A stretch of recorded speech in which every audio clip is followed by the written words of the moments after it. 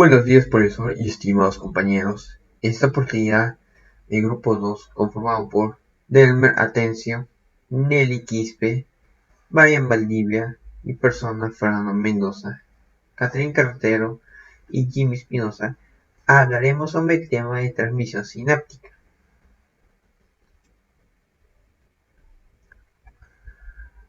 Introducción. Cuando pensamos, sentimos o nos movemos, la información pasa rápidamente entre las neuronas a través de zonas especializadas llamadas sinapsis. Cuando aprendemos y recordamos, las sinapsis sufren una alteración importante que dependen de la actividad que hacemos. Dada la importancia de la transmisión sináptica para la función del sistema nervioso, nos sorprende que la mayoría de fármacos usados para tratar las enfermedades neuropsiquiátricas actúen sobre diferentes componentes proteicos determinadas sinapsis.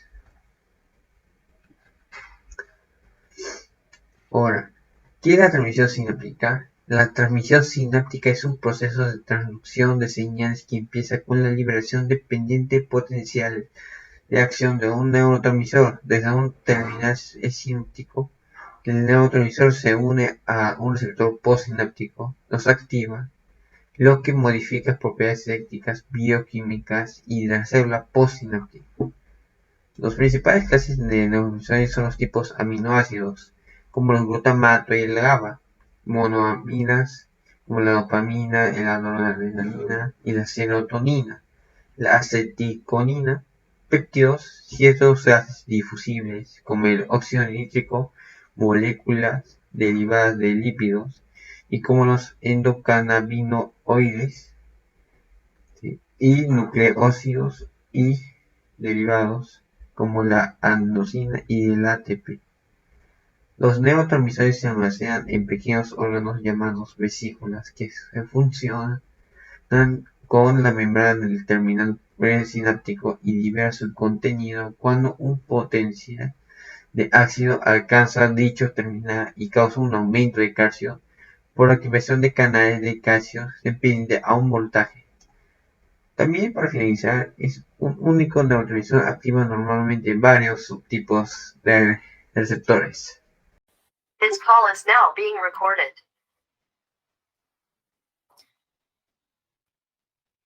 Bien, mi nombre es Nelia Quispe y yo les voy a explicar sobre la importancia que tiene la transmisión sináptica. Como se sabe, la sinapsis es el elemento clave para la comunicación entre las neuronas. Es lo que constituye la base del funcionamiento cerebral. Y se podría decir que la sinapsis es la base neural de nuestro conectoma, de nuestra esencia como seres humanos.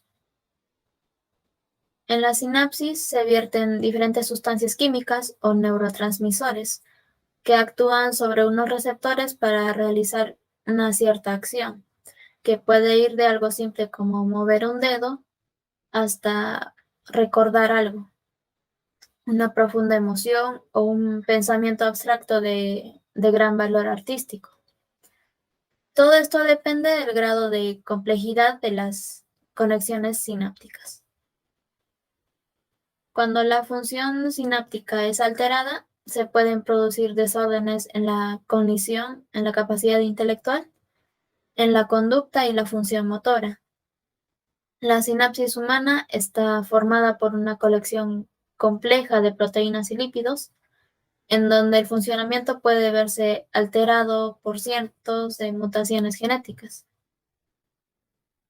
Por lo tanto, la deficiencia o exceso de algún neurotransmisor puede producir desórdenes severos en el organismo, que terminan afectando la salud física, las funciones mentales, el comportamiento y hasta el humor.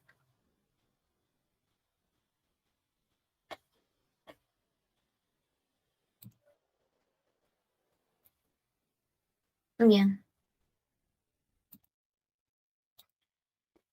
Acá tenemos un dato que dice que la pérdida de las vainas de mielina en los axones de las neuronas es el distintivo de las llamadas enfermedades desmielinizantes. Esta destrucción puede implicar el mal funcionamiento de órganos o músculos. Ya. Nos dice que una enfermedad desmielinizante es cualquier afección que lesiona la cubierta protectora, es decir, la vaina de mielina, como se puede observar en la imagen. Es la parte rosa que rodea las fibras nerviosas del cerebro, los nervios que conducen a los ojos y la médula espinal. La vaina de mielina permite que los impulsos eléctricos se transmitan de manera rápida y eficiente a lo largo de las neuronas. Si la mielina se daña, los impulsos se vuelven más lentos, lo cual puede causar enfermedades como la esclerosis múltiple, fenilcetonuria, entre otras enfermedades. Buenos días, profesor, y buenos días a mis compañeros. Les saluda Caterine Carretero Mendoza. Hoy expondré los tipos de sinapsis.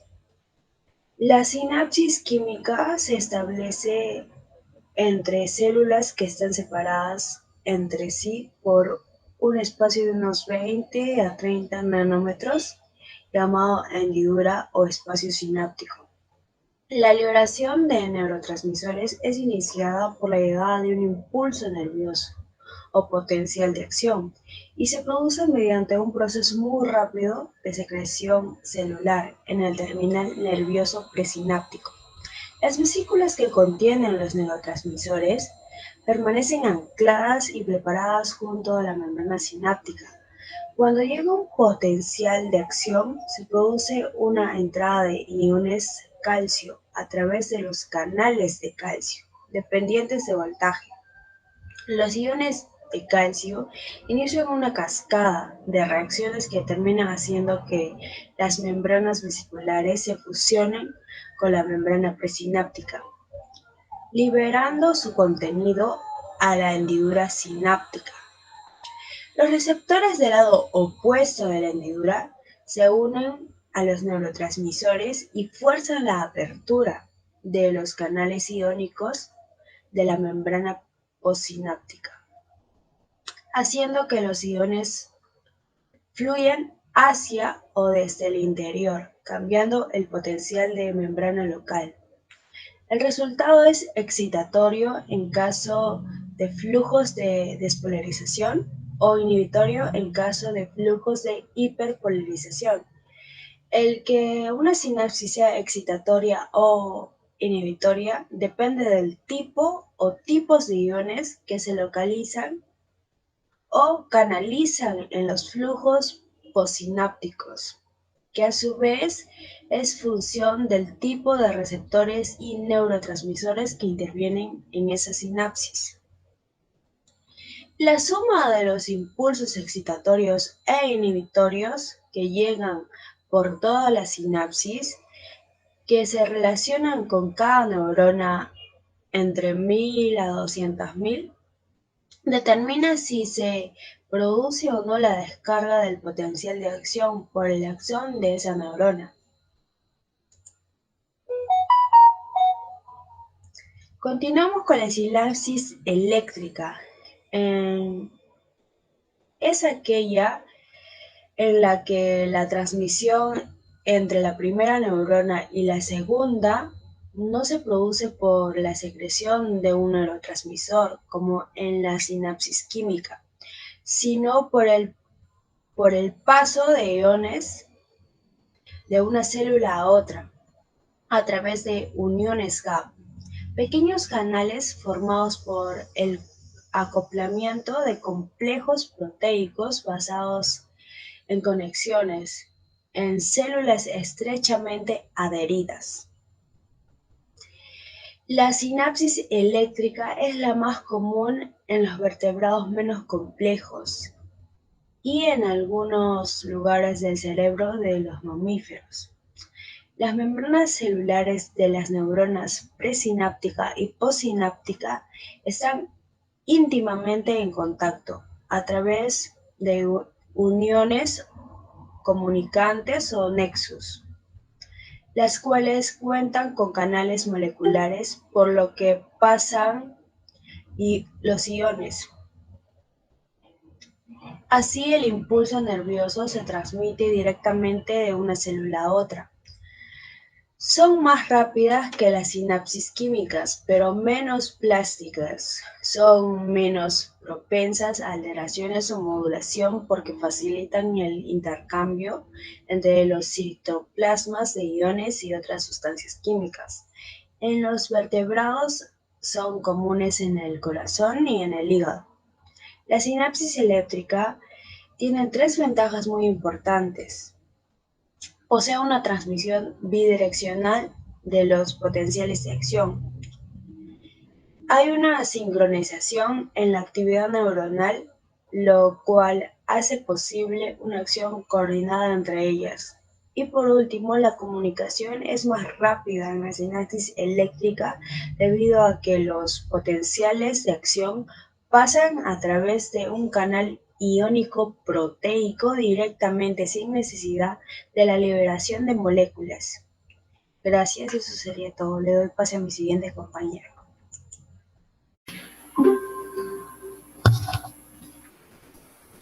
Diferencia entre sinapsis eléctrica y sinapsis química.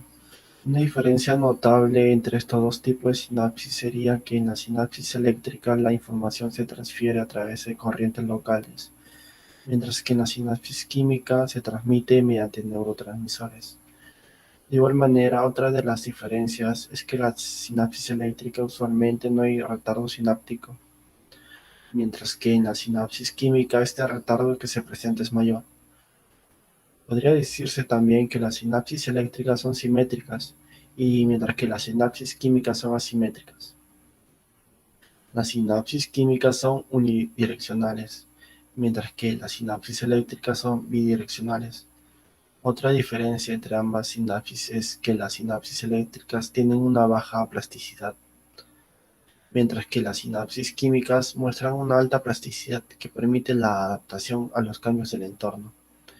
También las sinapsis químicas son más evolucionadas que las eléctricas. Se tiene que en la sinapsis química hay presencia de vesículas sinápticas, mientras que en las sinapsis eléctricas no. En cuanto a espacio sináptico se refiere, en la sinapsis química es más amplio de 30 a 500, mientras que en la sinapsis eléctrica el espacio es estrecho. Y en la sinapsis química no hay continuidad citoplasmática, mientras que en la sinapsis eléctrica se presentan uniones nexo en la membrana presináptica y postsináptica. Y por último, podemos evidenciar que las sinapsis químicas son más comunes en vertebrados, mientras que la sinapsis eléctrica es más común en los invertebrados. Los beneficios de las sinapsis eléctricas pueden ser que son rápidas, lo que podría ser importante, puede decir algo en un circuito que ayuda a un organismo a escapar de un depredador. Además, las sinapsis eléctricas permiten la actividad sincronizada de grupos de células. En muchos casos pueden llevar a corriente en ambas direcciones de forma que la despolarización de la neurona postsináptica producirá la despolarización de la neurona presináptica. Esto parece que modifica un poco las definiciones de pre- y prosináptico. Hay algunas desventajas de la sinapsis eléctrica. Es que a diferencia de la sinapsis química, la sinapsis eléctrica no puede convertir una señal excitatoria en una neurona en una señal inhibitoria. En otra, en términos generales, carecen de la versatilidad, flexibilidad y capacidad de modulación de señales que vemos en la sinapsis química. Buen día, profesor y compañeros. Mi nombre es Jimmy Espinosa y hoy les voy a hablar acerca de los aspectos importantes de la transmisión sináptica.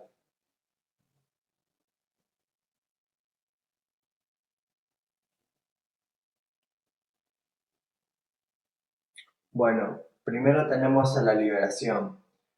Esta es dependiente de potenciales de acción de un neurotransmisor desde un terminal presináptico. En segundo lugar tenemos a la formación, que está comunicado y ocurre mediante la liberación de una sustancia transmisora en el terminal presináptico. Pero ese transmisor sináptico se une a receptores postsinápticos y da lugar a una respuesta postsináptica en la célula blanco. Después tenemos la recaptación, que es un proceso de transporte dependiente de energía a través de una membrana biológica, mediante el cual determinadas sustancias, por ejemplo los neurotransmisores, vuelven a ingresar a la célula de la que previamente se habían liberado. Y por último tenemos a la inactivación. La inactivación del neurotransmisor, ya sea por degradación química o por reabsorción en las membranas, en el espacio sináptico existen enzimas específicas que inactivan el neurotransmisor y además las neuronas presinápticas tienen receptores para el neurotransmisor que las recaptan introduciéndolo y almacenándolo de nuevo en vesículas para su posterior vertido. Eso sería todo mi parte. Gracias. La clasificación de las sustancias neurotransmisores. Los neurotransmisores se clasifican en grupos de acetilcolina, aminas biogemas, aminoácidos, neurotransmisores y neuropéptidos. La acetilcolina es el neurotransmisor de la unión neuromuscular. Se sintetiza en los núcleos septales y los núcleos nasales de Meyer. Puede estar tanto en el sistema nervioso central como en el sistema nervioso periférico. Y provoca enfermedades como la miastenia graves. Esta enfermedad es neuromuscular y se debe a la debilidad de los músculos esqueléticos. Y distonia muscular. Este trastorno se caracteriza por movimientos involuntarios de tensión. Luego tendríamos las aminas biogemas, que vendrían a ser la serotonina y las catecolaminas, que son la dopamina, la noradrenalina y la adrenalina. Y estas actúan principalmente como receptores metabotrópicos. La serotonina se sintetiza a partir de los núcleos RAFE en el tallo encefálico, la noradrenalina en el locus coeruleus en el tallo cerebral y la dopamina en la sustancia negra y área tegmental ventral, desde donde se envían proyecciones a diversas regiones del encéfalo anterior. La dopamina está relacionada con el placer y estado de ánimo. Un déficit de esta en la sustancia negra puede producir Parkinson, y el exceso de dopamina produce lo que es la esquizofrenia. La noradrenalina se sintetiza a partir de la dopamina. Está relacionada con los mecanismos de lucha y huida, y un déficit provoca el TDAH, trastorno de deficiencia de atención y hiperactividad, y la depresión. La adrenalina se sintetiza a partir de la noradrenalina en las cápsulas adrenales o médula adrenal. Va a activar el sistema nervioso simpático, sistema encargado de la inervación de los músculos lisos, el músculo cardíaco y las glándulas. Participa en reacciones de lucha y huida, aumenta la frecuencia cardíaca y contrae los vasos sanguíneos. Produce activación emocional y está relacionada con las patologías del estrés y síndrome general de adaptación. Las aminas biogenas se van a desempeñan importantes funciones en la regulación de los estados afectivos y la actividad mental. Luego tendríamos los aminoácidos transmisores. Estos son los excitadores más importantes de los aminoácidos transmisores son el glutamato y el aspartato, y los inhibidores son el GABA, el ácido gamma inmunobutírico y glicina.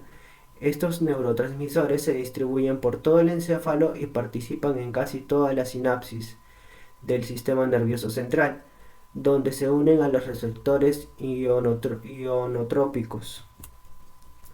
Luego tendríamos a los neuropéptidos.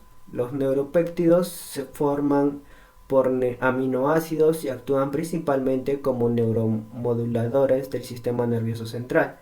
Los mecanismos de la transmisión sináptica química pueden ser afectados por sustancias psicoactivas, cuyo efecto sobre el cerebro es la modificación de la eficacia con que se produce la comunicación química nerviosa. Y es por esto por lo que algunas de estas sustancias se utilizan como herramientas terapéuticas en el tratamiento de trastornos psicopatológicos y de enfermedades neurodegenerativas. Bueno, eso sería todo, profesor.